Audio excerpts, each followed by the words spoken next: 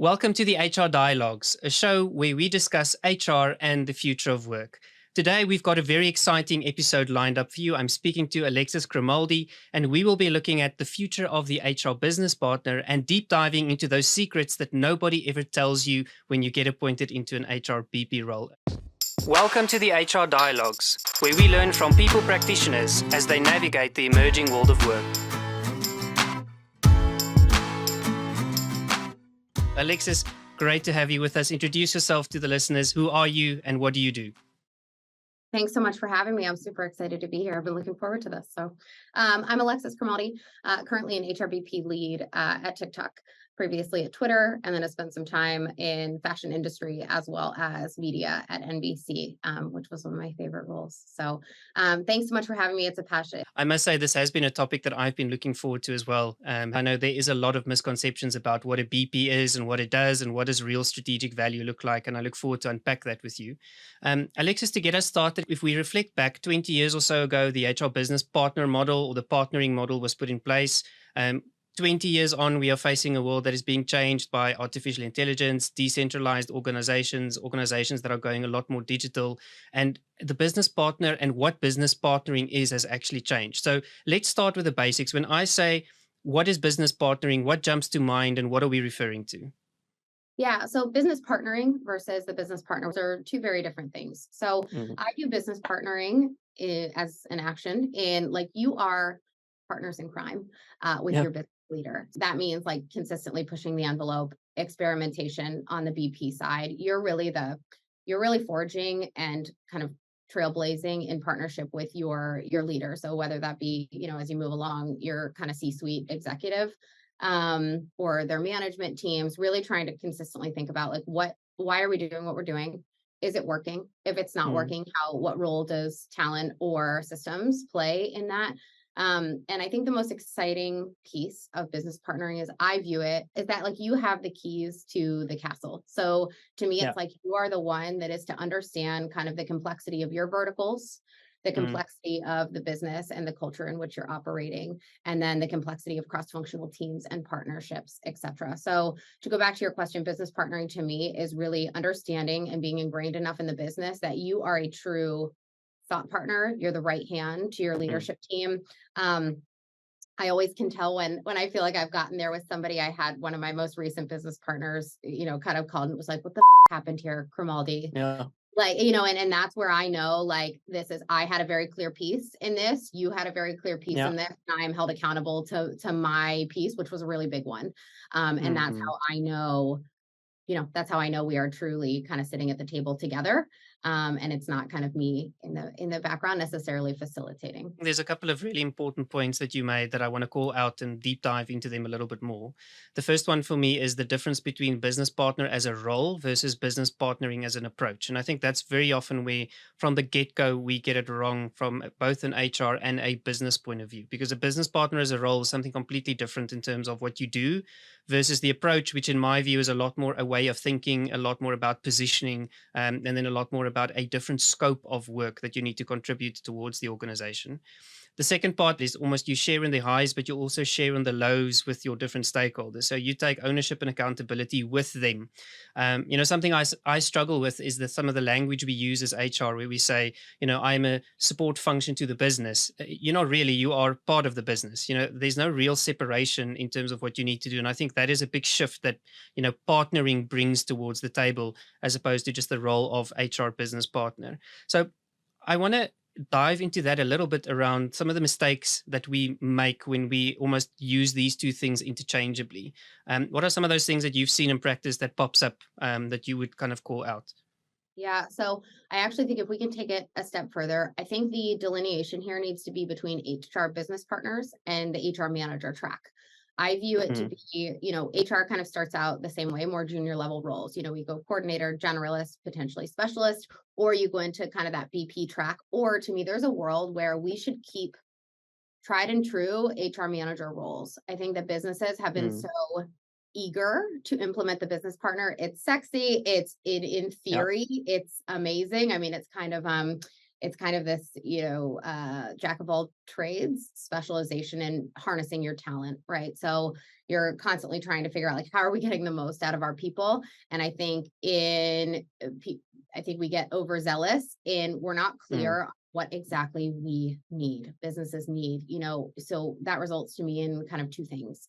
One, you hire HR business partners who have kind of that demonstrated strategic kind of mm, track record of impact, and they're in roles where they're not set up structurally to kind of do those yeah, things, so they're not maximized. They get kind of bogged down in the day to day because structures, again, the work is the work is there, the admin work yeah, obviously has to get done, so the structure just isn't quite right.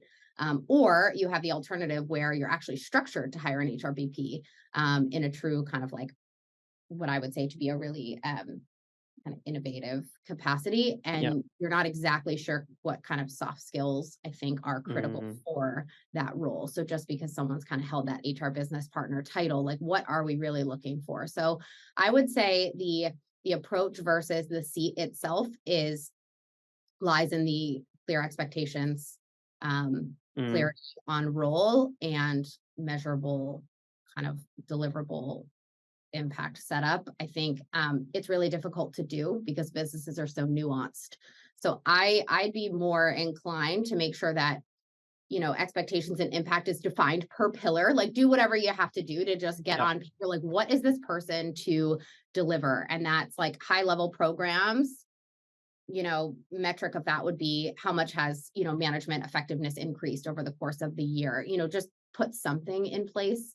So I'm not sure if that answers your question, but I think it's the lack of integrity, not in a mm, malicious way, in the lack of the HRBP title. It's just fast and loose. It works against us from a VP capacity because anytime you speak to someone about HR, they're like, "Oh yeah, wow, HR," and I've always thought it's the coolest space to be in. So yeah, it's really interesting, the perception. But in order to do it, we've got to clean it up. Pick a track, yeah. pick a lane, make sure you're clear on what you need. And then you've got to structure, you got to support your BPs. So you got to get the structure in place to do it, which means some operations support. Obviously, at this point, to me, some analytics support, depending where you are. Mm, Certainly the coordinator kind of day-to-day administrative stuff if you really want your BPs to be focused on kind of figuring out how mm. you're frameworks in place that really maximize your talent. And that's a mistake I've seen, a couple of times. Organizations go through big HR transformation programs trying to shift into a business partnering model. They either get the mistake where they just change titles, so it's the exact same person that shows up the next day to business, but actually nothing in the real conversation has changed. So I've seen that mistake, and I think titles and our obsession sometimes with at what level does what title play doesn't really yield much benefit to the business. Your point around there has to be administrative support in place in order to play the business partner role. And organizations are too quick to want to shift to the partnering component whilst not yet sorting out that operational layer. And then you do find very experienced people coming in that have played very senior business partnering types of roles at other organizations. And then when they step into what you call a business partner in your organization, it's something they've done a couple of years ago. It's not necessarily something that they signed up for as part of really being that strategic partner to the business. And can't agree more with your third point. Something we at AIHR is very, very passionate about. It's a different skill set. We talk about a different mindset, skill set, tool set, heart set that a partner really needs to have as part of what they bring towards the business relationship. And that is going to be contextually relevant with regards to what that business needs at that point in time. Because I think real partnership looks different if I'm a startup versus, a big global conglomerate. But I think there's certain principles that we can definitely pull through as part of that.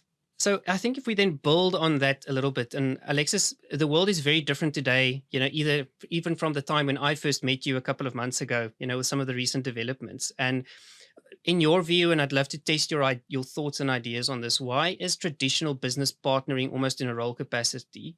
Why is that no longer good enough? Why is there an urgency for something different in the HR space? Sure. Yeah, great question. So I would say AI is definitely a component. We have, Yeah. if we're still at a point where we're pulling kind of data in the way that I think we did 10 years ago, that's something to talk about. I think that it's changed in the sense of like sink or swim kind of Hmm. way of operating. I think businesses like they can't do what they've always done. It just isn't going to work. So in the tech space, especially, which has been really interesting, you're constantly you're in a war for talent. Mm, You have all this talent and you have to figure out what the heck you're going to do with them. And so like naturally the envelope gets pushed, which is amazing, but I do think that can cause some like chaos and kind of disjointed yeah. ways of working. We don't have kind of the paper pushing. It's just not going to get the job done. Or if that's what you need, then I think being really clear Mm, that that's the extent of it is critical. mm, If you really want to take your business to the next level, which I think at this point, most companies are kind of at that place, you need a thought partner who's able to understand. I think they've got to understand the market. They certainly have to understand, again, like your business inside and out. So as HR talent gets, I'm torn on this because I think that there is a subset. The HR community is small, yeah. in my view, so especially in a place like New York. Like you really start to see the people who come through as continuing to evolve careers are the people that I think are pushers and innovators, and they're Mm, not afraid to experiment and take the risks. And I guess my perception on this function in general is I've worked along some of the most badass girls. I mean, and I use girls just because I happen to be the makeup of what my teams have been. But I mean, they're some of the most thoughtful, aggressive, mm, really, really cool people. So what you can't do what you've always done if you want to go where you've never gotten, I guess, is my bottom line. And so for companies again that are ticking along, that might be the right solution. And again, I would encourage that HR manager track away. That's not a business partner. And then, for those that I think are really going to put some resources behind and mm. some muscle behind getting HR departments to a place where they can really be utilized and leveraged the way they should be. Um, you're definitely not going to have just anybody walking through the door. So yeah, I think we're Yeah. seeing the evolution of data. Data is going to outrun the people.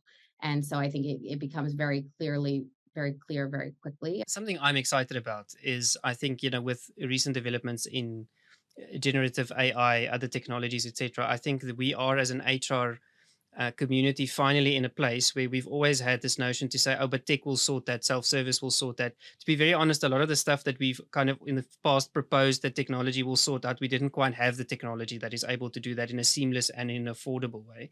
So, on the one side, I think that we are almost entering a bit of a new chapter where it is actually we are going to be in a position to structure the HR function differently and the HR service delivery model differently. But something that you said really resonated with me is that the success of being a true partner or a thought partner, and I really like your terminology when you utilize that, is almost letting go of a lot of things that made you successful in the operational domain, because the responsibilities and the expectations are vastly different between those two elements. And I think we struggle in HR to make that transition to say value now looks different and contribution now looks different. When I was coming through the ranks, I told one of my mentors at some stage to say, it's so strange for me, at the end of the week, I can't tell you how many decks I've built or how many reports I produced or how many queries I have solved. How do I know I had a good, productive week? And that's very different when you start moving into that strategic realm because you're no longer thinking in that time horizon. And, you're kind of should be linking your impact a lot more towards the business outcome component and what that expectation of that leader is at that point in time, and how you supported and how you assisted that. So, I'm excited about the tech stuff. I mean, I'm going to sneak in that question because that's obviously very relevant at the moment, around what do you believe the changes will be? Is it a good thing, the tech that's coming in? Is it going to be a challenge? Is it a challenge for some? Yes. So I think it can be quite scary, to be honest, Yeah. blanket statement. I think it's great in the sense of I think that we need support. If you have manual, but you're just not getting full picture data that I think you can certainly get through AI systems. So I'll use an analytics team that I was Mm, kind of moved into a BP space in a past life. I think like that team was able to kind of work in tandem with mm, AI capability. And so you still need humans determining mm, what you're looking for. I think the skill set alone of being able to determine a system for aggregating data is really interesting. Like what kind of data yeah. is going to tell us what story? And so I think that like that's the stuff that I get really excited about, like where AI can assist what we are trying to do and frame in the Yeah. intangible requirements of, for example, leadership skills and Mhm. capacity. I think that's where it's really exciting. In my view, AI is probably never going to be able to do, obviously, the things that we don't want it to do, which is kind of being able to read the proverbial room and kind of start Yeah.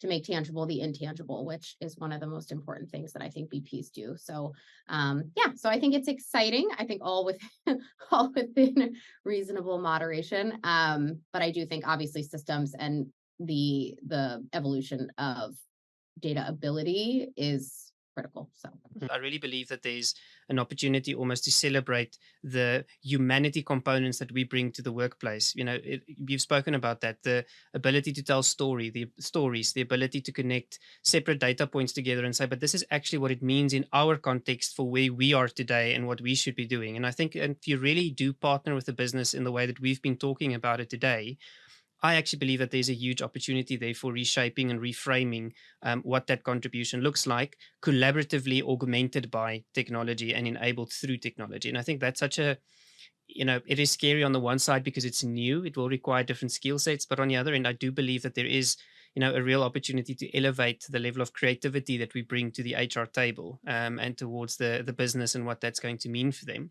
My question to you, Alexis, is in this world, I do want to delve a little bit into the way that we set up HR models because I often find that that is to the detriment of those that want to partner with the business. There's conflicting tensions, there's conflicting priorities that very often sit within these operating models, that we've had for years and years and years and years.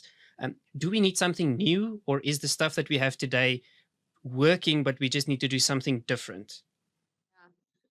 I think it's a mix of both. So I think COEs and BPs sitting in two different reporting structures, never going to work. To me, the Yeah, most agree. diabolical decision you can make. You have competing agendas. They have expertise. You have boots on the ground. And Yeah. so it's constantly like they're kind of creating and you're trying to tailor to your business, which to be honest, wasted time and energy. Mhm. I think not to say that you should be reactionary based on what the business needs. So to me, like when it works really well with the COE partnership, which I'm torn on whether BPs should really be owning kind of that whole component, COE kind of work included. Mhm. Again, the framework today doesn't necessarily support that. So COEs and business partners, when it works really, really well, to me, you're co-creating. So basically, Yeah. you're in lockstep. You're in conversation with these folks very like frequently throughout your days. You're talking about current challenges. You're anticipating future challenges. You're talking about future opportunities. You're trying to frame kind of what can we provide in a system or framework or learning and development program, et cetera, that will be Mhm. able to support kind of either where we are or where we're trying to go.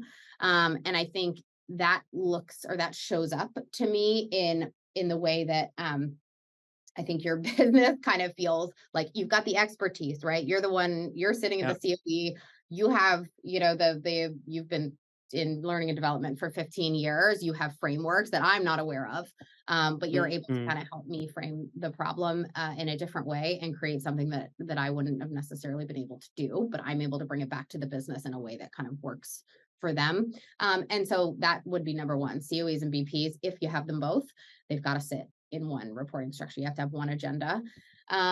Two, I don't know. I'm torn on the coordinator operations component. I think ops is the way forward. I think coordinators, coordinators are important from a gatekeeping kind of administrative function. I see a Mhm. world where there would be both. I don't think they should be one and the same. And so Mm. where I've seen this done really well in a structure probably about 10 years ago was honestly the most efficient structure I've been in. We had an ops team and that was a centralized Yeah. team. We had Yeah. coordinators that sat within, so decentralized within the orgs, and then, coordinator, generalist, manager, and then the ops team. But ops team was totally responsible for systems. So anybody coming in Mm. and out, reporting, responsible for obviously any adjustments, visa, you name it. So any administrative components they were responsible for, which was huge. Rules were so clearly defined. It was clearly your lane, my lane. Yeah. There was, the buck stops with somebody. That was super helpful. So again, going back to clarity, like whatever it is, we've got to get it right. The concern is always that each individual piece won't be meaty enough. It's kind of like, well, what are they going to be doing Yeah. all day? And I think that mentality is what gets us in this place where you are constantly, chasing the Yeah. ball. Like we have to just free them up. We've got to give them some runway and see what they can do. I think with some expectations around soft skills and some expectations around what they are to deliver. But it'll take some experimentation to get there. So yeah. Mm. Something that's also happened that I've seen, in a couple of HR models that I've been involved in is the moment that we believe we've started solving for some of the efficiency through automation or through technology, we almost start removing layers in the HR complexity line of work. And for me, that is such a mistake because you either pull down on the one side or you leave a void at the bottom. And I think what we should never negate is to follow proper organizational design principles within setting up an HR model. And there has to be clarity around where does what value line, who takes ownership of what.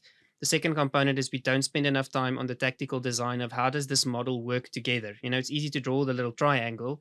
um, I'm going to play devil's advocate. Coming from a COE point of view, my biggest frustration has been working with business partners where I continuously hear, you can never give me a solution because you don't understand the context of the business. And then my response usually is, but that's your role. You have to help me translate what that is. You almost have to play that translator role for the solutions that we want to bring, as much as it's my role to listen to what it is that you require and what it is that you need, wearing the business hat. The other thing that you really mentioned, which I think is super important, is the conflicting priorities that we sometimes do find, because I think in a design that works well, there's healthy tension. And what I mean by that is it's almost the conversation we are having now, right? You say my business is requiring A, B, and C. I tell you the latest development in talent management is some of these approaches. Is that not something that could work? I'm much more interested in what's the latest approach. You are way more interested in what is the approach for my business. That's a healthy tension. The moment that that power relationship shifts either side or either way, that breaks completely, because then it's an existence trying to prove why I'm here, trying to prove my value. COEs then tend to start doing really interesting, very theoretical stuff that nobody uses, but it's very interesting and very time consuming. And business partners I've seen on the other side. Well, to your point, COEs go rogue and business partners go native. I've seen that where the COEs say, I've never spoken to this business partner in the last year. They don't attend my meetings. They don't respond to my requests. We end up avoiding someone. And I think that's so bad for the reputation of HR. I'm very passionate about this because I think there's solid design principles that we recommend the business follows when we're helping them with their business models that we neglect to follow, kind of in our own world, and in our own domain. And I I think think we it need to goes blend back that to a what little you bit said, more. honestly. Oh, I'm sorry to interrupt. I think it goes Go back to for what it, you said please. about, like, we kind of transition the current BPE to a new role, to a new title. Like we need to be, again, going back to agree, org design, boxes, design the boxes. What do the boxes require? And then we put them through an interview process, much like we would any other restructure across the org. And we're constantly trying on different hats and lifting and shifting, and we move so-and-so here. And that's not mobility. I think what we get Sure. wrong is we call it mobility. It's not mobility. They don't have the skill set to do that job. But again, goes back to clarity. Do we even know what we're looking for? We can't find what we're looking for if we don't know what we're looking for. So I think that I see that, we're clear on what everyone else is trying to do and how they're trying to get Yeah. there. And within our own function, we really struggle. I can understand that, right? When there's a, a business that you almost have to that takes core priority first in terms of let's get those structures and setups right. We just never get to doing that for HR. And it's whether it's the org design for HR, whether it's the development. There was a super cool article a while ago that spoke about where have all the CHROs gone, because people have finally realized that you also have to do succession planning for HR. It doesn't just happen, all by itself. So you've kind of mentioned skills quite a bit, and it seems to me as if our conversation starts leading us a lot more towards, but what does that real skill set look like in these different parts and in these different components? So true partnering, talk to me about the skill set that sits behind that. Yeah. So I think there's a mix of skills and traits. I might talk about them a little bit interchangeably because I think they're important. First of all, EQ. I define EQ as you've got to have, as a VP, like there's got to be some intuition at work here. And I mean that by kind of reading a room, read the proverbial room, and then you've got to be able to find the data to support it. So it's like, it's the hypothesis. I make a hypothesis based on what I've observed, and can I prove it through data? I think like reading the proverbial room.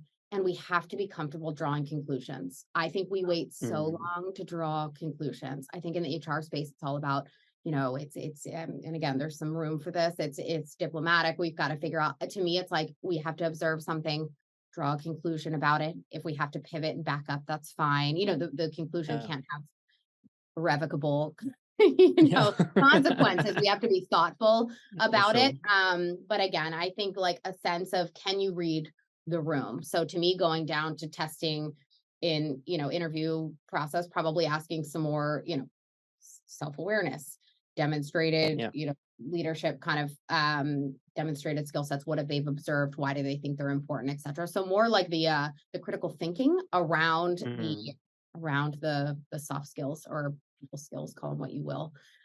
Second, curiosity. So we need to be Mm. asking questions. I ask so many questions, and I get in meetings often with people, and everyone's like, that's like a really good question. And it just like, to me, we can't fix the problem unless we understand the problem. I'm all about root Yeah. cause, Spot on. band-aid solutions. We do so much, I think, and I don't want to, just scotch tape and bubble gum is what I call it. Yeah. Bullshit that has to be done. Like root Yeah. cause, what is the issue here? And I think that comes down to being able to assess your leadership team. Is it a behavioral gap, or is it a competency capability gap? And I think getting a lot more comfortable starting to make those decisions are critical. But in order to do that, we've Mm. got to have the Mm. data and the support systems in place. So that to me comes with designing, call it a scorecard. What are we Yeah. trying to find out? How are we measuring a leader's ability to, agility of the way they operate with their team? How are we measuring, perhaps most importantly, do they get the best out of their team? And if they don't, Mm. why is that? To me, you can't tap into somebody, you can't harness talent unless Yeah. you know your people. So, Yeah. how spot on are they with assessing their folks, and then how are they maximizing and playing to strengths, basically. Mm. So that's, I think, vision to me, like an HRBP, we've got to have vision. Can you see the 50,000-foot view? Can you also see the 50-foot view? That is our magic. If you can find a BP that does that, to me, like Mm. critical. I know, you have Yeah. leaders that are always up here. You've got your detailed people who are always up here. How are you being the glue between the two and basically Mm. understanding, I know what this is going to take down here. Here's where we're trying to go. And how are BPs helping either leaders navigate or themselves cutting through the noise? So like, what are we Yeah. focused on? Where are we trying to go? And how are we going to kind of cut through the bullshit that will inevitably kind of crop up? I think that VPs tend to be, again, kind of the more textbook, or they can be, or HR in general. And I think Yeah. sometimes you like throw the rule book away and let's get where we're trying to go. So a few other things, obviously, once you have that vision, the courage to act on it. So again, that's Yeah. uncomfortable, right? You have to experiment. We have to say, listen, it's okay. This isn't going to go, for our type A people, it's tough. If like, are we going to try it? And if we try it and it fails, okay. I think the solve for this is being really clear in the plan. So to me, it's like, hey, we're going to try X, we're going to try Y, we're going to try Z. Here's the order of it. If it doesn't work, here's a plan B if we have one. If it doesn't work, Mm. plan A might be regroup. Whatever it is, just outline kind of the roadmap and make it clear to everyone we're trying this. And if it doesn't work, we're going to pivot. And I think that saves a lot of angst on the business side. It's like, do they know what they're doing? Do they not know? We're like, hey, we're going to give it a go. And if it doesn't stick, it doesn't stick. And I think just expectation setting all around is critical. Be clear on what is the problem that you're trying to solve, because very often I don't think with the root cause analysis we really get to what is that problem, and then we actually don't set up in a way that's going to solve the real problem. We set up in a way that's going to solve the perceived problem. Your earlier point around data also coming in to help us test certain hypotheses and experimenting with that and being prepared to fail and say, well, this did not work, let me backtrack, try something new, but what did I learn from this, and move on. So it's almost general MVP startup type of principles, but doing that for HR and not trying to be perfect, just trying to be fit for purpose or fit for the period of time where I find myself in. And I think that's such an important skill set to have. Curiosity for me, I think the future of humanity is going to rise and fall on how curious we are about what's happening around us. Because I find a lot of HR professionals get so ingrained in their own world and their own reality, they actually forget that there's a bigger function, bigger organization, bigger world out there. And if we don't remain curious, we are going to be left behind with the speed of what the expectation is of what the HR professional needs to bring, to the table. And to your point, be courageous. I had a CEO that I was the partner team at some stage, and he made such a good statement. He says, something that's frustrated him about HR is we fight so hard to get that proverbial seat at the table and try to speak the language of the business. We sometimes forget the voice we represent at that table and the actual expertise that we bring that nobody else in the room has. And for me, that's almost an identity thing, right? So I see a lot of HR professionals that go so far towards showcasing to them, this is what I can do. This is my business savviness and everything that I have, that they actually forget that they have to bring the integrated view of what does that mean in terms of the people voice and the people capacity within the organization. So love that courageous piece, because I do think we're going to have to step up and be uncomfortable in a couple of conversations, which is not the worst thing in the world. I think to stretch us out of our skin a bit. Alexis, give advice to HR individuals working or listening today, working in the space of business partnering or being interested in that. What do I do tomorrow after listening to us today? What's that first thing that I can do to get started? I think if in going back to kind of what the business partner is, I think you in partnership with your leader should set the pace for the org.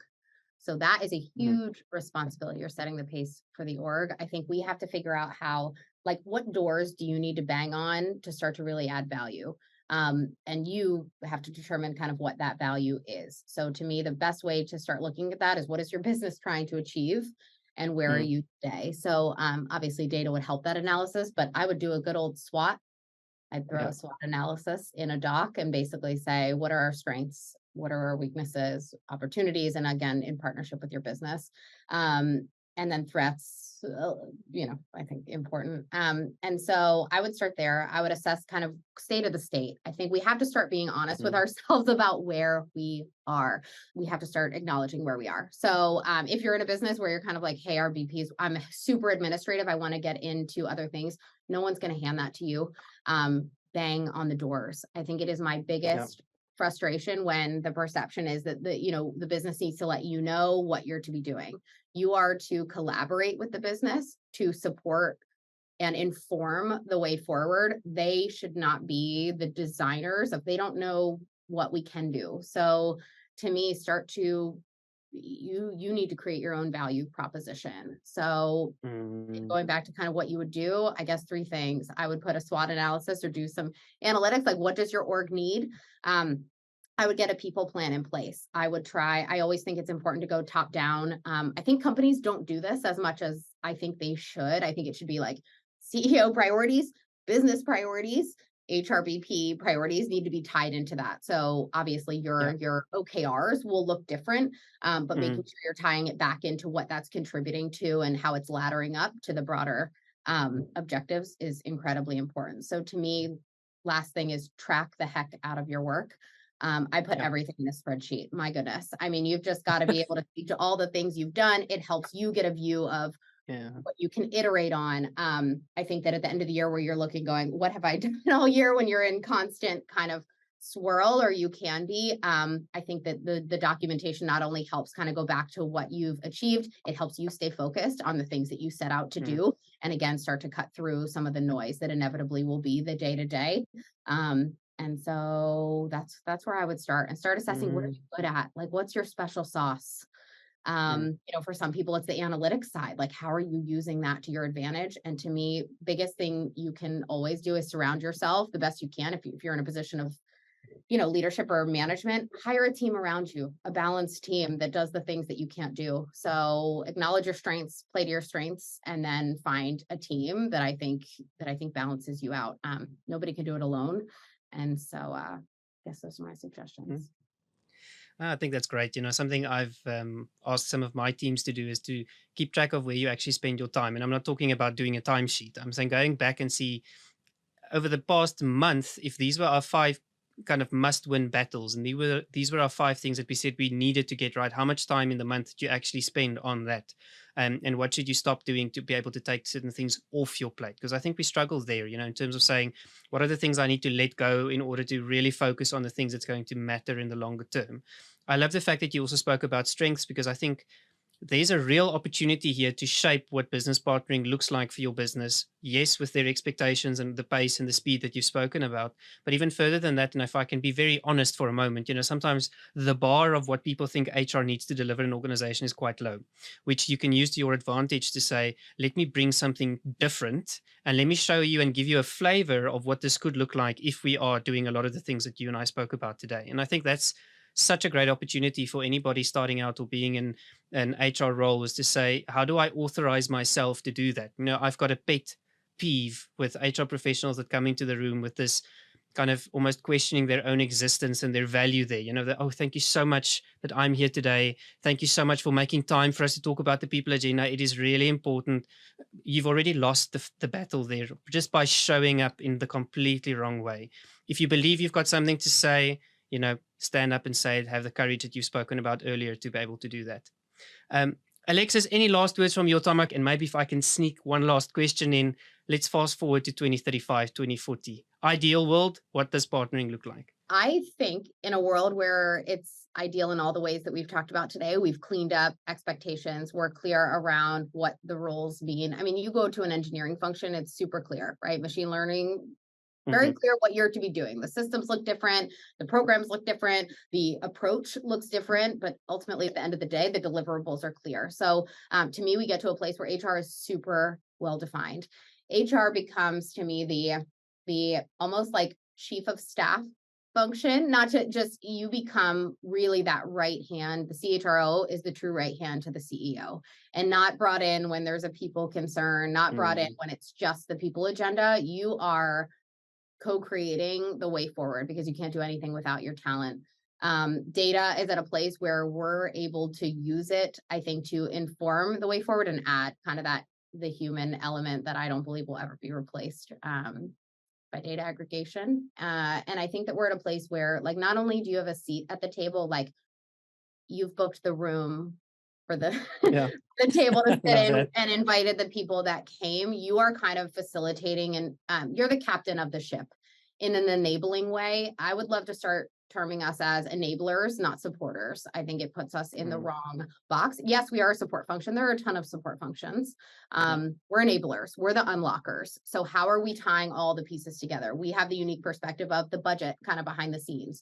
You've got, the detail around talent reviews and what managers have thought about XYZ through the years. And I think understanding of, again, skill sets required. And then to me, that kind of overarching view of cross-functional relationships and culture and political nature and whatever. Definitely a future to look forward to. And Alexis, a couple of things that stood out from our conversation for me is a difference between being a business partner and partnering with the business, in terms of, not it's not a role, it's an approach, it's a mindset, it's a way of being within the organization. I think you mentioned a couple of really important things around what those models need to look like, and almost where we are shooting ourselves in the foot sometimes with the way of operating today, and that needs to change. Love the fact that we spoke about the courageous HR professional of the future and what some of those new skills look like, utilizing technology, AI, data analytics, etc., but still playing to the strengths that we find in terms of who are you as an individual and what do you bring towards the table. Loved your analogy around, let's book the room, let's become those enablers, let's become the unlockers of value within the organization and real connectors that brings people together, in order to really drive, I think, something a lot better together than we would have been able to do in isolation. Alexis, from my side, thank you very much for sharing your ideas, your thoughts, and your wisdom with us today. And all the best with your role. And we will definitely catch up with you soon. Thank you so much for having me. This was a lot of fun. Perfect. Bye bye, everyone.